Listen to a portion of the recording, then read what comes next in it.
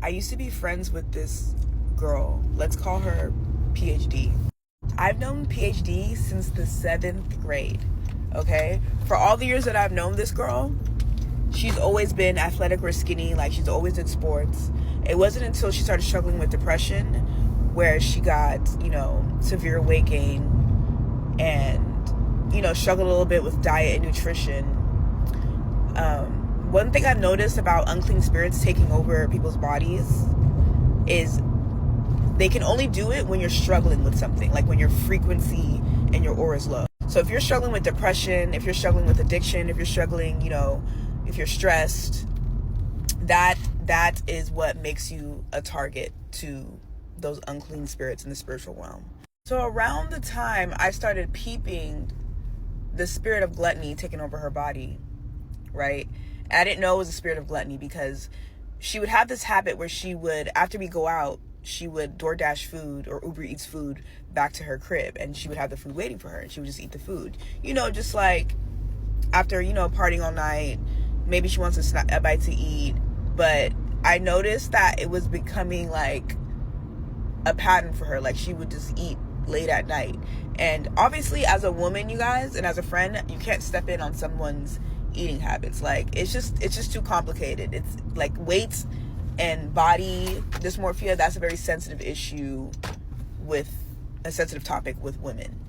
Her depression eating got so bad, y'all, that it would be to the point where even when we would come back late at night, the food would be there and she would just be like falling asleep mid eating the food.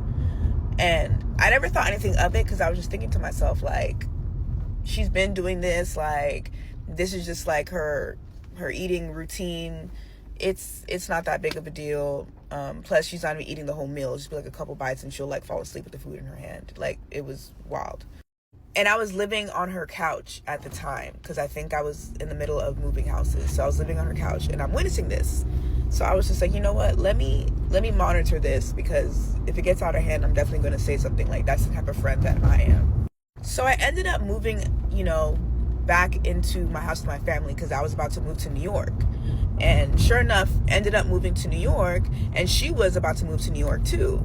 So eventually when she moved to New York a couple months later, she would occasionally, hop around from Airbnb and also like stay at my place when it was available. We go out one night in New York, had a blast as usual because, hello, it's my bestie. And when we get back, she orders a whole entire pizza. Okay, this girl still got the same habits going, and that's fine. She was sleeping on my couch and I went to my bedroom to go to sleep, you guys. And I don't know why I just woke up in the middle of the night, but I did. I woke up in the middle of the night, left my bedroom to go into the living room, and I saw her with on my couch, laid out, right, with the pizza box sitting on her thighs, and she had, a slice of pizza in her hand, and her head was back, and she was sleeping with her mouth open, snoring. When I stepped into the living room, the energy in there was so heavy. The TV was on. Her hand was up like this with the pizza, and her head was back, and she was literally snoring, and her eyes were closed. I was so shocked because for what I'm seeing right now, it wasn't that bad when I was living on her couch. Like, this was just like, what is actually going on right now? So I said her name. I was like, PhD, to wake her up. You guys, as soon as I said her name, she immediately got up, put the slice of pizza back in the box, closed the box, got up, went to my kitchen, and put it on the counter. And she was just like, what's up? When you wake someone up from their sleep, they're kind of like groggy, or it takes them, a couple seconds to like get back to their conscious. She got up as if she never wasn't, like she was never asleep in the first place. I was like, is everything okay? She was like, yeah, what do you mean? Like, genuinely confused why I was asking her if everything's okay. And I was like, I woke you up because you fell asleep while you were eating and the TV is still on. You guys, she started scratching her arm, like looking so confused. She was just like, yeah, she was like, I'm not even that hungry. So she goes back to my couch, you know, gets cozy up in the blanket and she turns off the TV. And in my head, I'm thinking, like, you ordered a whole entire pizza, right? And forget the amount of food, you guys. It's the way she got up when I said her name. It's the way she got up and she didn't even hesitate to get up. Like, I can't describe it. I wish I was at home right now on my couch to show you guys. But it was so sinister. I was just like, this is not you right now. Like, this is not you and your usual Taco Bells where we're, you know, it's 2 a.m. and we're recapping the night. There's something else going on, and it's something that you cannot control. She fell asleep with the food in the hand and the box on her lap. I would be scared that she fell asleep with food in her mouth and would like wake up and choke on it. That's what I'd be scared about. Also, I'd be mad. You know, offer me that.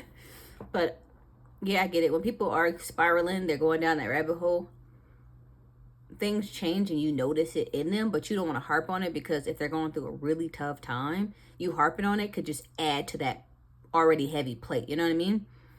So I'm glad that she's noticing it and she didn't like immediately start judging her.